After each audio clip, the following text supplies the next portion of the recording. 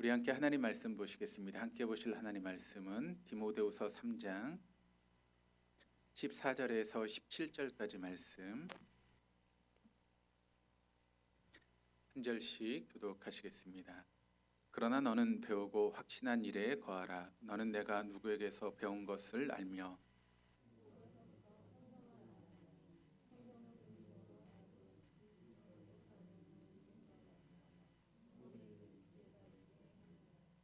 모든 성경은 하나님의 감동으로 된 것으로 교훈과 책망과 바르게 함과 의로 교육하기에 유익하니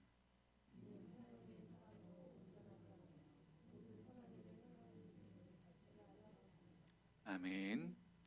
할렐루야. 우리 하나님은 날마다 새 일을 행하십니다. 믿으십니까? 날마다 새 일을 행하신 하나님은 특별한 경우를 제하고는 사람을 통해서 일하시죠. 어떤 사람입니까? 영과 진리로 예배하는 사람. 영으로 예배한다라고 하는 것은 성령의 이끄심을 따라 예배하는 것이고, 또 진리로 예배한다라고 하는 것은 진리의 말씀 앞에 우리의 삶을 조종하고 순종하는 것입니다. 오늘도 우리를 이끄시는 그 성령님과 함께 또 선포되는 진리의 말씀 앞에 여러분의 삶을 조종하시고 또 순종하심으로 하나님께서 지금도 역사하시는 그 일에 통로로 쓰임받을 수 있는 저 여러분 되었을 수 있기를 주님의 이름으로 축복합니다. 이런 말씀을 들을 때마다 여러분이 그 말씀을 여러분의 것으로 삼으셨으면 참 좋겠습니다. 그래서 지금도 하나님은 그런 사람들을 찾고 계시는데 우리 동도의 교우들이 그런 교우들이 되었으면 좋겠다라고 하는 그런 마음이 제 마음 가운데 있습니다. 여러분 이런 말씀을 그냥 허투루 듣지 마시고 여러분의 마음에 심으셔서 정말 하나님의 통로로 또 하나님의 역사에 귀한 일꾼으로 쓰임받을 수 있는 우리 모두가 될 수 있기를 주님의 이름으로 축복합니다. 계속 우리가 말씀을 나누고 있는 가운데 있는데 우리 인간은 성경을 통해서 보면 영과 혼과 육으로 지어졌다라고 하는 것을 계속 말씀을 통해 나누고 있습니다. 그리고 우리의 영의 역할은 무엇인가 하면 외부의 영을 받아들이는 그런 역할을 바로 우리의 영이 하게 된다라고 하는 것이죠. 우리가 외부의 영을 받아들이면 그것이 하나님의 영이든 혹은 사단의 영이든 그 영을 받아들이게 되면 그 영이 혼을 지배하게 되는 것입니다. 그러면 그때부터 우리의 혼이 작동하기 시작하게 되죠. 받아들인 영을 따라서 우리의 혼은 우리의 육을 통제하기 시작하게 되는 것입니다. 그리고 우리 육은 다시 혼의 명령을 수행하는 그런 역할을 하게 되는 것이죠. 이 말을 정리하면 우리의 영과 혼과 육에는 질서가 있다라고 하는 그런 뜻입니다. 영이 혼을 다스리고 혼이 육을 통제하는 그런 질서가 있다는 것이죠. 이것이 바로 하나님께서 우리를 창조하신 창조의 질서입니다. 인간이 타락하기 전에는 이 창조의 질서가 완벽하게 작동을 했습니다. 그래서 영혼 육이 기가 막히게 조화와 일치를 이루며 살아갔던 것이 우리 인간의 모습이죠. 그러면서 완벽하게 하나를 이루게 되었고 그런 질서가 딱 잡혀 있을 때 우리의 삶 가운데는 하나님 주시는 평화가 임할 수 있었습니다. 그런데 인간의 영적인 타락으로 인해서 우리는 지금 그런 삶을 살지 못하고 있다는데 문제가 있는 것 아니겠습니까? 인간이 여러분 타락했다라고 하는 말은 다른 말로 이야기하면 어떻게 이야기할 수 있는가 하면 우리의 영이 하나님의 영이 아니라 사단의 영을 받아들였다라고 하는 그런 뜻이 되는 것입니다. 그래서 영과 혼과 육의 모든 질서가 깨어지게 된 것이죠. 그 질서가 깨어지니까 일치와 조화가 깨어지게 되었고 또 일치와 조화를 통해서 우리에게 주어졌던 평화도 사라지게 되면서 우리의 삶 가운데 온갖 트러블이 생기기 시작한 것입니다. 하나님의 다스림 아래에 있어야 될 인간이 질서를 깨고 반역한 것, 그것이 바로 타락이다라고 이야기할 수 있습니다. 이런 반역의 결과 인간 안에 있었던 모든 질서는 깨어지기 시작했고 그때부터 우리 인간에게 찾아온 것이 무엇인가 하면 바로 죽음이 찾아온 것입니다. 죽음이 여러분 뭐라고 말씀드렸죠? 분리라고 말씀을 드렸죠. 그런데 그 분리는 3단계를 통해서 우리에게 찾아오게 되는데 첫 번째는 하나님과 인간의 분리, 두 번째는 혼과 육의 분리, 그리고 세 번째는 영원한 분리라고 하는 세 가지 분리가 우리 인생 가운데 찾아오게 되는 것입니다. 그러면 우리 인생 가운데 이런 분리가 시작되었는데 우리는 어떻게 하면 좋겠습니까? 그것은 바로 우리가 하나님이 본래 설계하신 그 창조의 질서를 회복하는 것, 그것이 우리에게 필요하다라고 하는 것을 알 수 있게 됩니다. 교회의 원형인 초대교회에 그 모든 답이 나와 있죠. 그래서 우리가 지난 시간 그 초대교회 모습을 살펴보면서 함께 말씀을 나눴고 함께 은혜를 받았습니다. 지난 시간 나눴던 말씀을 잠깐 요약하면 사도행전 1장을 우리가 중심으로 말씀을 살펴보았는데 그런데 그 사도행전 1장을 보시면 우리가 알고 있었던 내용과 조금 다른 내용이 있었다라고 하는 것을 여러분과 함께 나눴습니다. 그것이 무엇인가 하면 예수님께서 이제 승천하시기 직전에 제자들에게 당부하시고 부탁했던 그런 말씀인데 예수님은 제자들에게 예루살렘을 떠나지 말고 아버지가 약속하신 것을 기다리라라고 그렇게 말씀하셨습니다. 그러니까 예수님께서 그때 말씀하시면서 너희가 뭐 기도해라 혹은 뭐 성경을 읽어라 혹은 나가서 복음을 증거해라 그런 말씀을 하지 않으셨습니다. 예수님 하신 말씀은 두 가지였죠. 예루살렘을 떠나지 말고 기다려라라고 하는 그런 두 가지 당부만 하셨습니다. 그렇다면 왜 예수님께서 이런 명령을 하셨는가라고 하는 것을 우리가 지난 시간 함께 나눴는데 그 이유가 뭡니까? 바로 예수님이 보시기에 지금 제자들의 모습이 기다리는 것밖에는 아무것도 할 수 없는 그런 상태였기 때문이다라고 말씀을 드렸죠. 여러분 그 당시에 제자들이 여러분 예수님에 대해서 제대로 알고 있었습니까? 그렇지 않았습니다. 또 예수님의 십자가에 대해서 제자들이 그 의미를 알고 있었습니까? 그 의미도 알지 못했죠. 그래서 베드로 같은 경우는 예수님이 십자가를 지신다라고 말씀했을 때 그것을 막아서는 베드로의 모습도 우리가 보았습니다. 그렇다면 예수님이 지금 부활하신 그런 상태에 있는데 그 부활의 의미도 제자들이 알았습니까? 그것도 알지 못했다라고 하는 것입니다. 또 예수님이 3년의 공생의 시간 동안 선포하셨던 하나님의 나라, 그러니까 예수님의 온통 관심은 그 하나님 나라에 있었는데 그 하나님의 나라에 대해서도 제자들은 알지도 못했고 관심도 없었다라고 하는 것을 우리가 보게 됩니다. 어떻게 보면 여러분 그 제자들의 모습이 참 한심하기 짝이 없는 그런 모습 아니겠습니까? 3년 동안 예수님과 동거동락하면서 예수님께서 그 모든 것을 가르치시고 뿐만 아니라 예수님이 행하셨던 이적과 기적을 그들이 보았음에도 불구하고 예수님이 말씀하셨던 것을 전혀 이해하지 못하고 예수님이 지었던 십자가의 의미도 부활하신 예수님의 그 부활의 의미도 알지 못했던 그런 모습이었다는 것이죠. 그런 제자들의 모습을 바라보신 예수님의 모습이 얼마나 답답하셨을까요? 그러나 그렇지 않습니다. 지금 예수님의 관심은 이 모든 한심한 제자들에게 맞춰져 있는 것이 아니라 예수님의 모든 관심은 어디에 맞춰져 있었습니까? 바로 성령님께 맞춰져 있었다라고 하는 것을 우리가 지난 시간 말씀을 통해 보았습니다. 그 성령께서 제자들에게 찾아오시면 그들에게 어떤 변화가 일어날 것인가에 대해서 예수님이 관심을 가졌다는 것이죠. 다시 말하면 그런 그들에게 성령이 찾아오실 때 지금은 한심하고 보잘것없는 그런 모습이지만 그런 그들에게 성령님이 찾아오실 때 그들의 순식간에 변화되게 될 것이다 라고 하는 것을 예수님은 아셨고 또 그것을 바라보셨기에 예수님께서 그 제자들을 답답해하지 않으셨다는 것입니다. 그렇습니다. 예수님의 모든 관심은 지금 한심하게 짝이 없는 제자들에게 맞춰져 있었던 것이 아니라 머지않아 그들에게 성령이 찾아오실 텐데 성령을 받은 그런 제자들의 미래의 모습에 예수님의 모든 관심이 또 초점이 맞춰져 있었다는 것입니다. 그래서 예수님은 그런 제자들에게 뭐 기도하라, 뭐 말씀을 읽어라, 아니면 뭐 나가서 전도해라 그런 말씀을 하지 않고 그저 예루살렘을 떠나지 말고 기다려라라고 하는 그런 말씀을 하고 계시다는 것입니다. 그리고 예수님의 제자들은 그 예수님의 분부대로 그냥 기다리셨다는 것이죠. 저희 교회에 이제 중일 아이들이 있습니다. 중일 아이들이 한 어느 때는 막 한 6, 7명씩도 오고 뭐 적을 때는 한 2, 3명씩 와서 교회에 이렇게 있습니다. 근데 그 아이들이 이제 토요일이면 저희 집사람한테 전화를 합니다. 뭐라 그럴까요? 전화해서 배고프다 그럽니다. 라면을 끓여달라 그럽니다. 그러면 그 아이들이 이제 토요일 날 교회 와서 이렇게 놀고 또 집사람이 끓여준 라면도 먹고 늦게까지 있습니다. 어느 때는 막 10시, 11시까지 그렇게 게임도 하고 지냅니다. 그러면 그 다음 날 이렇게 교회에 나와야 되지 않습니까? 그러면 그 다음 날 교회를 나올까요? 또 안 나옵니다. 그러면 또 토요일 되면 또 전화를 합니다. 또 라면을 끓여달라고 그럽니다. 어느 때 보면 뭐 라면을 맡겨놓은 것 같아요.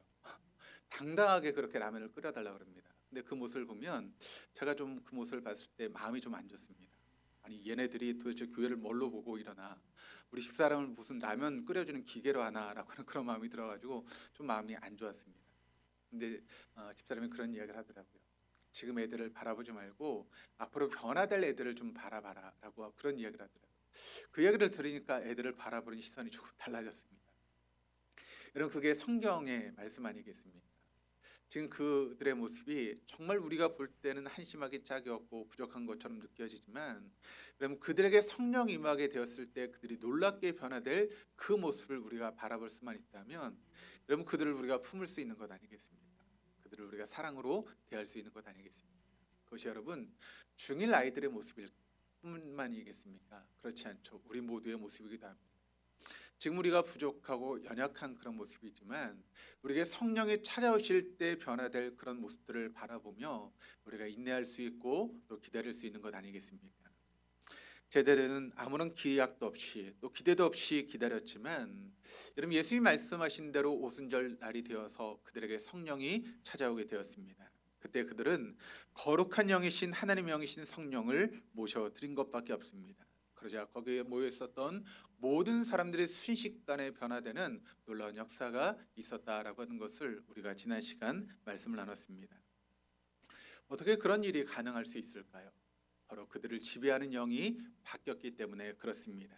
그러자 예수님이 약속하신 대로 그들에게 권능이 임하게 되었고 예루살렘과 온 유대와 사마리아와 땅끝까지 이르러 복음의 증인이 되는 그런 놀라운 삶을 살게 된 것입니다.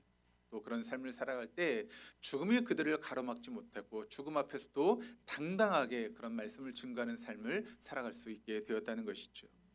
그렇습니다. 그냥 그들이 하나님의 영이신 성령을 받아들인 것뿐입니다. 이것이 전부였습니다. 그럼에도 불구하고 그 성령께서 그들의 삶을 놀랍게 변화시켰다라고 하는 것을 우리가 보게 되는 것이죠. 이것이 바로 지난 시간까지 함께 나눴던 말씀입니다. 그럼 질문이 있습니다. 이렇게 성령을 받아들이면 그런 놀라운 변화가 이루어지게 되는데 그럼 우리가 굳이 성경 말씀을 읽을 필요가 있나라고 하는 그런 질문이 생기죠. 그냥 영만 받아들이면 되지 뭐 굳이 성경을 읽고 그렇게 힘들게 성경을 배울 필요가 있나? 저희 교회가 올해도 성경 통독을 통해서 많은 분들이 함께 성경을 읽었습니다. 내년에 제가 이제 구상하고 있는 교회 모습은 표어도 이렇게 이제 정하려고 하는데 기도와 말씀으로 거룩해지는 공동체라고 하는 그런 표어를 이제 삼으려고 합니다. 그러니까 내년에도 저희 교회는 기도하고 또 말씀을 읽는 일에 전진하려고 합니다. 그러면 그냥 영만 받아들이면 되는데 뭐 굳이 이렇게 말씀을 읽을 필요가 있나라고 하는 그런 질문이 생기게 되죠. 이런 부분에 대해서 이 질문에 대해서 오늘 말씀을 여러분과 함께 나누려고 하는데 여러분 예수님이 누구신가라고 하는 것을 보게 되면 하나님을 이 땅에서 재현하신 분 그분이 바로 예수님이시다라고 하는 것을 우리가 보게 됩니다. 그러니까 하나님이 어떤 분이신가를 정확하게 인간의 몸을 입고 재현하신 분이 바로 우리 하나님이십니다. 히브리서 1장 3절 말씀이 이렇게 증거합니다. 이는 하나님의 영광의 광채시요 그 본체의 형상이시라라고 이야기를 하고 있습니다. 그러니까 이 말의 의미는 무엇인가 하면 예수님이 하나님을 정확하게 재현하신 분이시다라고 하는 것을 우리에게 보여주고 있는 말씀이죠. 그런 예수님께서 이렇게 말씀하셨습니다. 요한복음 10장 30절 말씀을 보시면 나와 아버지는 하나이시라. 그러니까 예수님과 하나님께서 하나다라고 하는 것을 말씀하셨고 또 요한복음 14장 9절 말씀을 보시면 나를 본 자는 아버지를 보았다라고 그렇게 말씀하셨습니다. 그러니까 육체를 가지고 있는 예수님을 보는 것이 바로 하나님을 보는 것과 마찬가지다라고 그렇게 말씀하셨죠. 또 요한복음 14장 6절 말씀을 보시면 예수께서 이르시되 내가 곧 길이요 진리요 생명이니 나로 말미암지 않고는 아버지께로 올 자가 없다라고 그렇게 말씀하셨습니다. 그러니까 우린 누구를 통해서만 하나님을 만날 수 있습니까?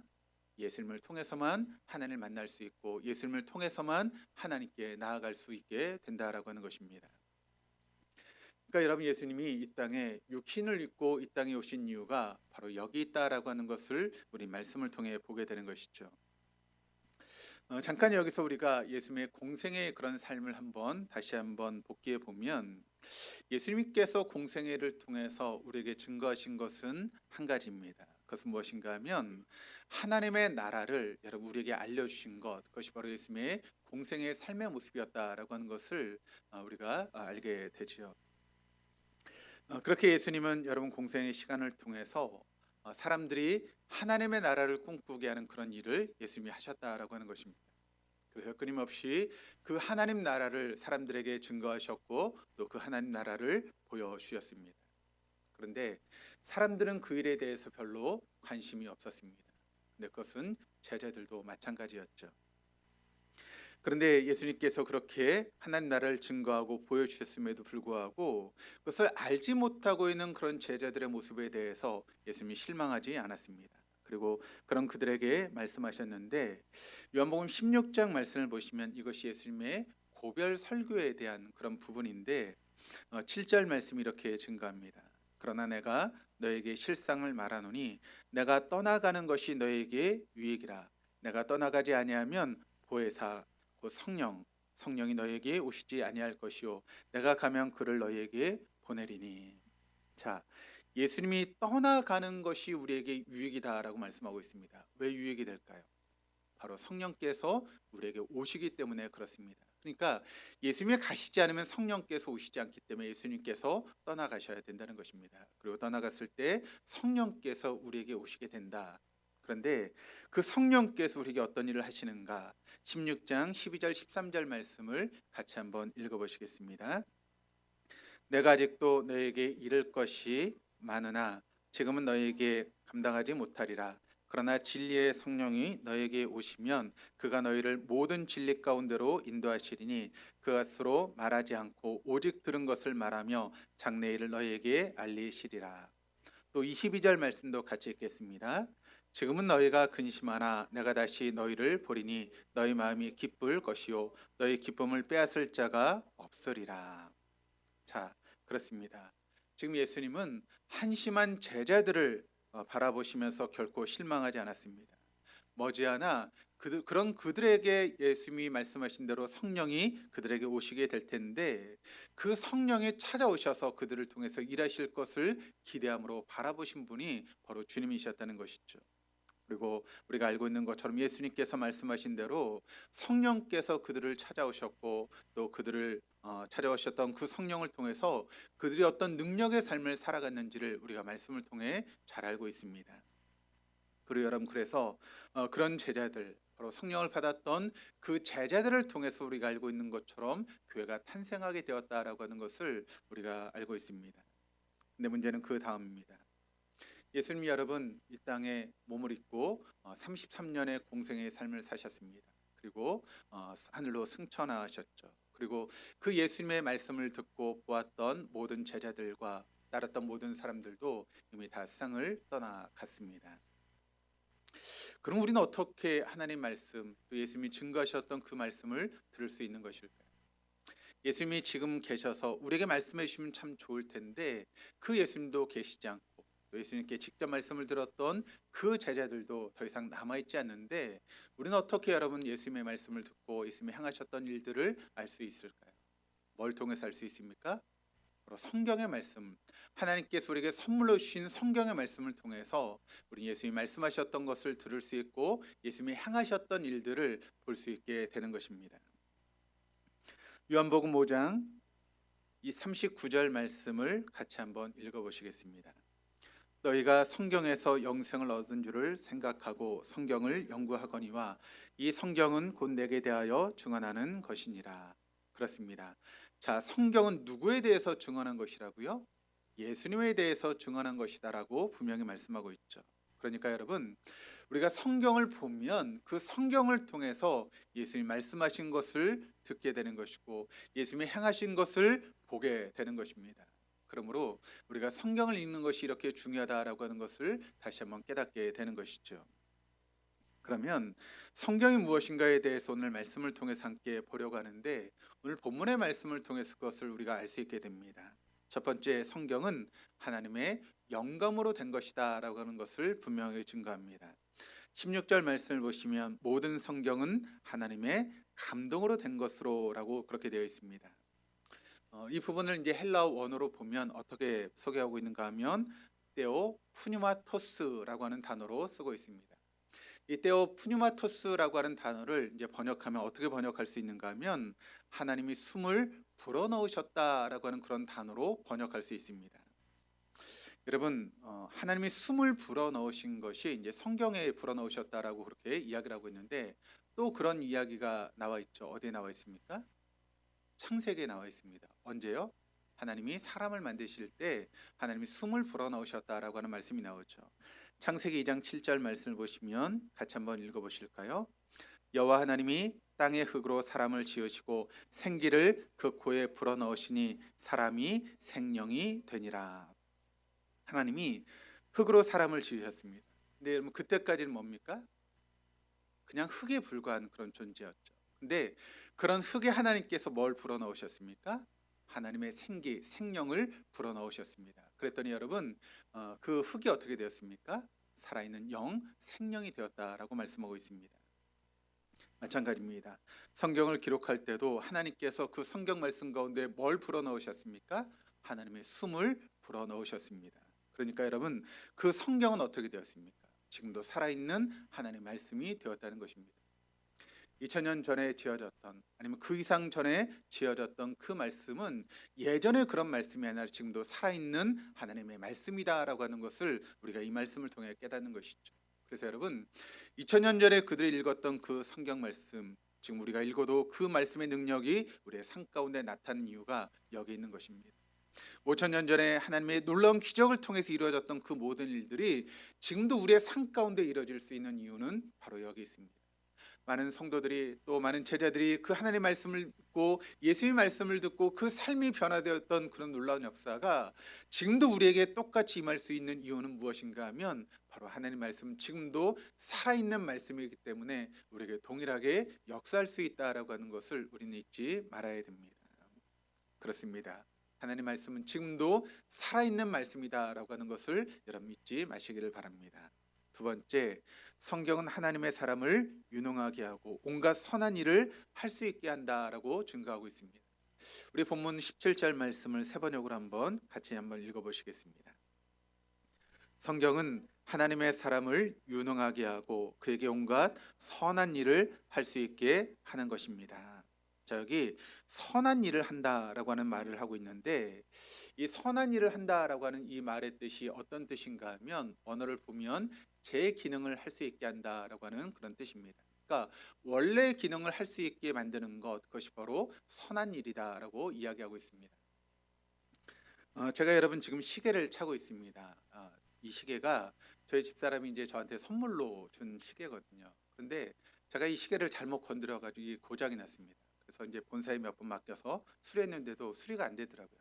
그래서 거의 한 2년 동안을 제가 차고 있지 않았습니다. 그런데 이제 남대문에 안경을 하러 갔다가 거기 있는 분이 시계를 고칠 수 있다고 그러더라고요. 그래서 그분한테 맡겼더니 안경도 해주시고 또 시계까지 공짜로 고쳐줬습니다. 그래가지고 지금 제가 차고 있는데 이 시계가 여러분 어떤 기능을 하고 있죠? 시간을 알려주는 그런 기능이죠. 그런데 이 기능이 안 되면 여러분 시계는 필요 있습니까? 없습니까? 여자들이야 뭐 이렇게 액세서리를 이렇게 차지만 남자들은 그렇지 않지 않습니까? 그러면 이 시계가 제 기능을 하지 못하면 이것은 더 이상 소용이 없는 것이죠. 바로 그것을 의미하는 것이 바로 선한 일이라고 하는 그런 표현입니다. 마찬가지로 사람은 어떤 일을 해야 되는 것일까요? 뭐가 우리의 기능일까요? 성경은 하나님을 기쁘시게 해드리는 것이 우리가 하는 기능이다라고 그렇게 이야기를 하고 있습니다.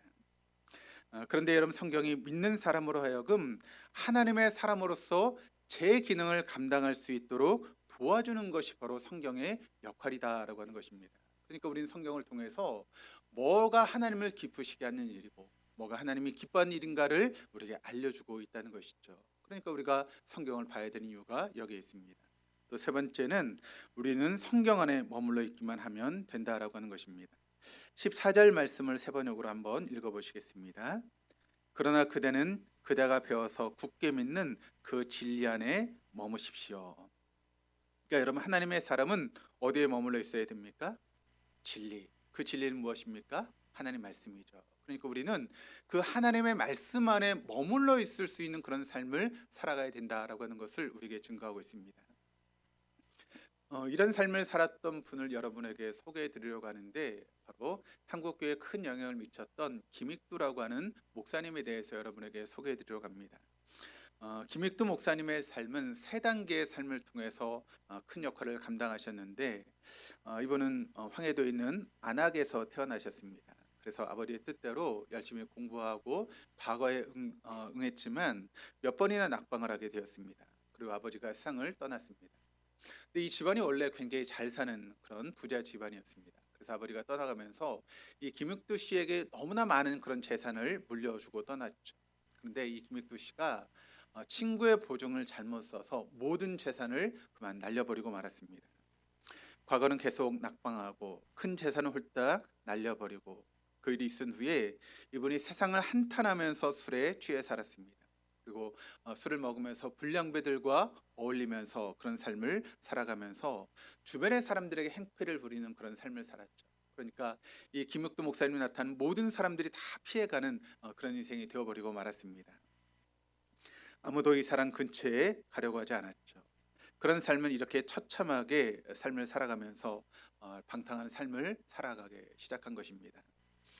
그런데 그 어느 날 이분의 삶 가운데 첫 번째 사건이 찾아오게 되는데 장터에서 이분이 장터를 가게 되었는데 모든 사람이 다 피합니다. 그런데 한 분이 피하지 않고 이 김익두 목사에게 다가왔는데 누구인가 하면 바로 여자 선교사님입니다.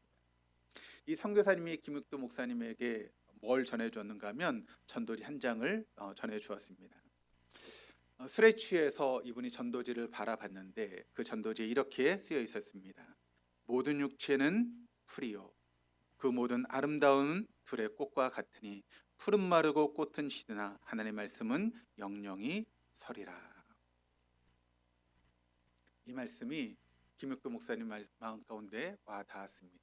그리고 이 말씀을 마음속에 받아들이면서 그동안 예수를 믿는다는 이유 때문에 멀리했던 친구였던 박태호를 찾아갔습니다. 그랬더니 이 친구가 그를 누구에게로 데려갔는가 하면 수안돌리라고 하는 그런 선교사님이 지금 집회하고 있었던 부흥회에 이 김익도 목사님을 데려갔습니다. 그리고 그 자리에서 하나님의 말씀을 듣고 그는 교인이 되었습니다. 예수님을 자신의 구주와 주님으로 영접하게 된 것이죠. 그때 그의 나이가 26살이었고 첫 번째 이렇게 그의 삶 가운데 첫 번째 단계가 다가왔습니다. 바로 예수님을 영접하는 사건이었죠.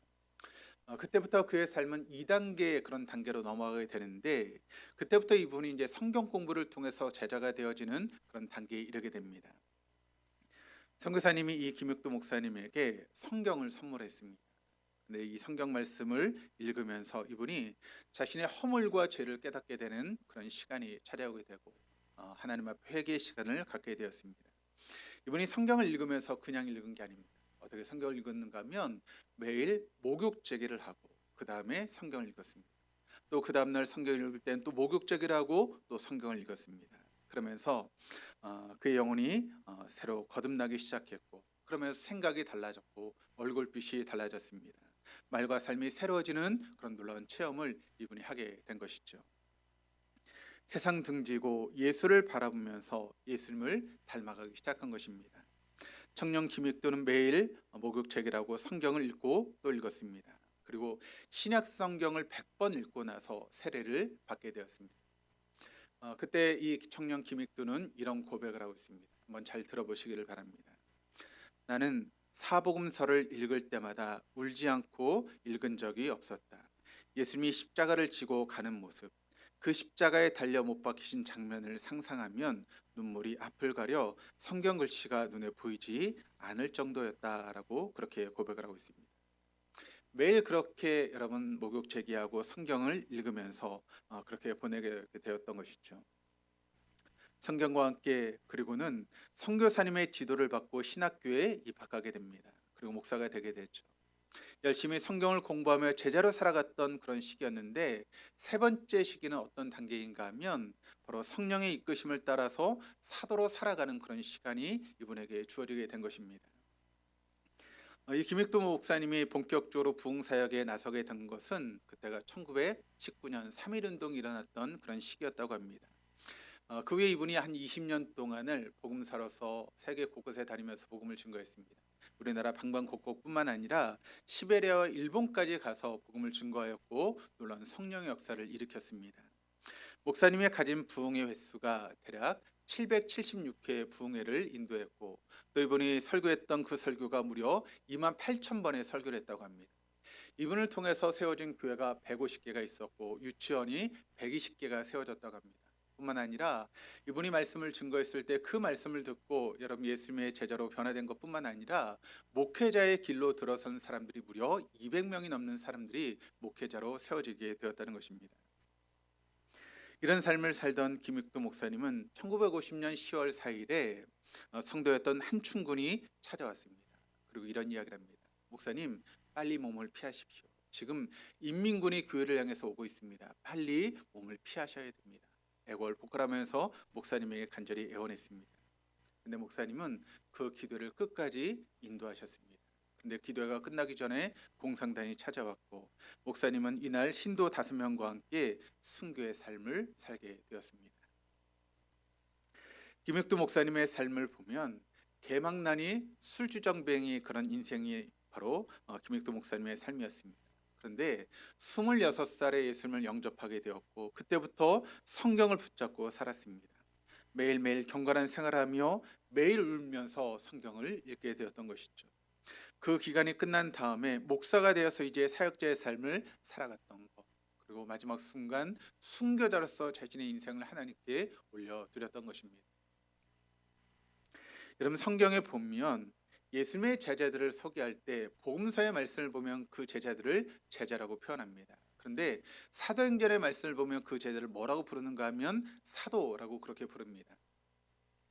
그럼 누가복음과 사도행전은 같은 저자입니다. 그리고 원래는 한 권의 책이었습니다. 그래서 1부는 누가복음, 2부는 사도행전이라고 우리가 이야기할 수 있죠. 그런데 그 누가복음과 사도행전의 말씀을 보시면 1부인 누가복음에는 그 예수님의 제자를 뭘로 표현하고 있는가 하면 제자라고 그렇게 표현하고 있습니다. 그런데 2부에 해당되는 사도행전의 말씀을 보면 그 제자를 어떻게 표현하고 있는가 하면 사도라고 그렇게 표현하고 있습니다. 어떤 차이가 있기 때문에 여러분 그렇게 똑같은 사람을 한 번은 제자로 또 다음에는 사도라고 그렇게 부르고 있는 것일까요? 그 의미를 우리가 생각해 보면 제자라고 하는 단어를 보면 마데테스라고 하는 그런 단어를 쓰고 있는데 이 마데테스라고 하는 단어의 뜻은 어떤 뜻인가 하면 배우는 사람이라고 하는 그런 뜻을 가지고 있습니다. 그런데 사도라고 하는 것을 우리가 헬라어로 보게 되면 어떤 단어인가 하면 아포스톨로스라고 하는 그런 단어를 쓰고 있습니다. 그런데 이 아포스톨로스라고 하는 단어의 뜻은 어떤 뜻을 가지고 있는가 하면 보내심을 받은 사람들이라고 하는 그런 뜻을 가지고 있습니다. 여러분 예수님이 제자들과 함께 공생의 삶을 살아면서 그 제자들의 모습을 보면 그때는 진짜 제자였습니다. 예수님에게 배우는 그런 모습이었죠. 예수님이 승천하시기 직전까지도 그들은 여전히 제자들이었습니다. 근데 그때까지는 교회가 탄생하지 않았습니다. 그런데 예수님이 승천하시고 오순절에 성령께서 오시는 그 사건을 통해서 그들이 성령과 함께하게 되었을 때 그들은 사도가 된 것입니다. 그리고 그때부터 교회가 탄생하게 되었다라고 하는 것을 우리가 알게 되죠. 보내심을 받은 사람들, 이제는 성령님이 그들을 지배하고 다스리면서 그당 예수님의 공생의 시간 동안 배웠던 것들을 이제 삶 가운데 실천해 나가는 그런 삶을 살게 된 것입니다. 여러분 교회는 말씀을 배우는 사람을 통해서 이루어지는 것이 아니라 교회는 말씀을 실천하는 사람들, 곧 성령을 마음에 모시고 말씀대로 살아가는 사람들을 통해서 교회가 이루어지게 된다라고 하는 것을 여러분 믿으시기를 바랍니다. 교회는 말씀을 배우는 사람들, 제자를 통해서 이루어지는 것이 아니라 성령을 마음에 모시고 그 말씀대로 살아가는 사도를 통해서 교회 역사가 이루어지고 있다라고 하는 것을 우리는 언제나 잊지 말아야 됩니다. 여기서 우리가 한 가지 짚고 넘어가야 될 것은 무엇인가 하면 여러분 우리가 구원을 받기 위해서 그리고 또 성경 말씀대로 살기 위해서 또 하나님을 기쁘시게 드리는 그런 삶을 살기 위해서 우리가 의지적으로 노력하면 되는 것인가 라고 할 때 그런 것이 아니다라고 하는 것입니다. 우리가 성경을 보자면 그냥 우리의 영이 하나님의 거룩하신 성령님을 모셔드리면 그때부터 우리의 혼은 자동적으로 의지적이 아니라 자동적으로 하나님 기쁘시게 할 것을 염원하게 된다라고 하는 것입니다. 병든 영이 병든 혼이 이제는 건강하게 회복되었기 때문에 우리의 혼이 저절로 하나님 기쁘시게 해드릴 것을 염원하게 되는 것입니다. 그리고 저절로 하나님을 기쁘시게 해드리기 위해서 성경에서 어떤 것을 이야기를 하고 있는가 성경을 배우기 위해서 노력하게 된다는 것이죠. 그러면 우리의 육이 하나님을 기쁘시게 할 것을 자동적으로 실천하는 그런 삶이 우리의 삶 가운데 실천되게 된다라고 하는 것입니다. 그래서 여러분 성경을 보자면 여러분 신앙생활은 결코 복잡하지 않습니다. 복잡하지 않은 신앙생활을 자꾸 우리가 복잡하게 만드는 것이 문제입니다. 왜 우리가 신앙생활을 복잡하게 만들까요? 바로 우리의 혼이 그것을 복잡하게 만드는 것입니다. 우리의 혼이 자꾸 뭐 어떤 것을 집어넣기도 하고 자꾸 우리의 성령의 이끄심을 따라 순종하지 못하게 만드는 것이 우리의 혼의 모습입니다. 그래서 교회는 뭐 이렇게 해야 된다, 또 이런 질서가 있어야 된다, 또 이런 삶을 살아가야 된다, 자꾸 복잡하게 우리의 신앙을 만드는 것이죠. 그러나 신앙은 복잡하지 않습니다. 성령이 이끄시는 대로 순종만 하면 되는 것입니다. 그것처럼 여러분 간단한 일이 어디 있겠습니까? 빌립보서 2장 13절 말씀, 하나님 여러분 안에서 활동하셔서 여러분으로 하여금 하나님을 기쁘시게 해드릴 것을 염원하게 하시고 실천하게 하시는 분이십니다. 그렇습니다. 우리의 영이 하나님의 영이신 성령을 여러분 받아들이면 그때부터 우리의 삶 가운데 창조의 질서가 딱 잡히게 되는 것입니다. 그래서 온전한 일치와 조화를 이루게 되는 것이죠. 그러면서 우리가 다 다른 사람이지만 한 성령이신 그 성령 안에서 우리가 일치를 이루게 되고 조화를 이루게 되고 한 공동체를 이루게 되는 것입니다. 그때부터 하나님을 기쁘시게 해드릴 것을 소원하게 되고 더 나아가 그것을 실천할 수 있게 되는 것입니다. 그런데 우리의 혼이 어떻게 하나님을 기쁘시게 하는 것을 알 수 있을까요? 하나님이 기뻐하는 것이 무엇인가를 우리가 어떻게 알 수 있을까요? 바로 성경을 통해서 알 수 있는 것입니다. 그래서 성령을 모셔드린 우리의 혼은 그때부터 하나님의 말씀을 쭉쭉 그렇게 받아들이게 되는 것이죠. 올해도 우리 교회가 성경 통독반을 통해 성경을 읽는 그런 시간을 가졌습니다. 저는 2026년도도 우리 교회 계속해서 성경을 읽고 기도하는 일에 힘쓰려고 합니다. 그래서 2026년도 표어를 제 마음 가운데 지금 기도와 말씀으로 거룩해지는 공동체라고 하는 그런 표어로 삼았습니다. 그래서 2026년도도 우리가 계속해서 말씀을 읽고 또 기도하는 그런 삶에 전진하려고 합니다. 그렇습니다, 여러분. 우리가 하나님 영인 성령을 받아들이면 그때부터 우리의 혼은 어떻게 하면 하나님을 기쁘시게 해드릴 것을 소원하게 만들어서 성경 말씀을 보게 됩니다. 이것이 하나님을 기쁘시게 하는 삶이구나. 이것이 하나님 원하시는 삶이구나라고 하는 것을 깨닫게 되면서 성경을 통해서 우리의 삶을 변화시켜 가게 되는 것이죠. 그렇습니다. 그래서 우리는 하나님의 영이 성령이 우리에게 찾아오면 그때부터 우리는 성경을 찾게 되는 것입니다. 하나님을 기쁘시게 해드릴 것을 성경을 통해서 알아가게 되기 때문에 그런 것이죠. 오늘 여기까지 말씀을 나누려고 합니다. 신앙생활은 절대 복잡하지 않다. 너무너무 단순하다. 내 영이 하나님의 영을 받아들여 모셔드리면 되는 것입니다. 그때부터 우리의 혼은 갈증을 느끼기 시작하죠. 내가 어떻게 하면 하나님을 기쁘시게 해드릴까? 성경을 자꾸 찾고 또 찾게 되는 것입니다. 그럼 그때부터 성경 말씀대로 사라지는, 또 성경 말씀대로 살아가서 우리 육신이 그것을 감당할 수 있는 능력의 삶을 살아갈 수 있게 된다라고 하는 것입니다. 초대교회 성도들을 보시기를 바랍니다. 예수님의 제자들을 보시기를 바랍니다. 성령이 오신 그 순간부터 그들의 삶이 변화되었습니다. 물론 그 전에 예수님으로부터 하나님 나라에 대해서 공부했습니다. 우리말로 하면 성경 공부를 했다는 것이죠. 그런데 성령이 그들에게 오자 그 배웠던 모든 것들이 삶 가운데 살아나기 시작했다라고 하는 것입니다. 여러분, 교회는 우리가 어떤 성경의 지식을 얻는 곳이 아닙니다. 성령 하나님을 통해서 그것을 실천하고 말씀대로 살아가는 것이 교회지 어떤 지식을 쌓아가는 것이 중요한 것이 아니라는 것이죠. 우리가 성경 공부를 한다면 왜 성경 공부를 합니까? 지식을 늘리기 위해서 하는 것입니까? 아닙니다. 그 말씀대로 살아가기 위해서 우리가 성경 공부를 하는 것입니다. 성령이 오시기까지 그 지식은 아무런 소용이 없습니다. 성령이 오실 때 그동안 우리가 성경 공부하고 배웠던 그 모든 것들이 우리의 삶 가운데 살아나기 시작하는 것입니다. 그러므로 여러분의 삶 가운데 성령님 오시옵소서, 성령님 내 안에 오시옵소서, 내 안에 오셔서 나를 다스려 주옵소서라고 기도하시기를 바랍니다. 이런 기도가 늘 여러분의 입술에서 떠나지 않는 삶을 살아갈 수 있기를 주님의 이름으로 축복합니다.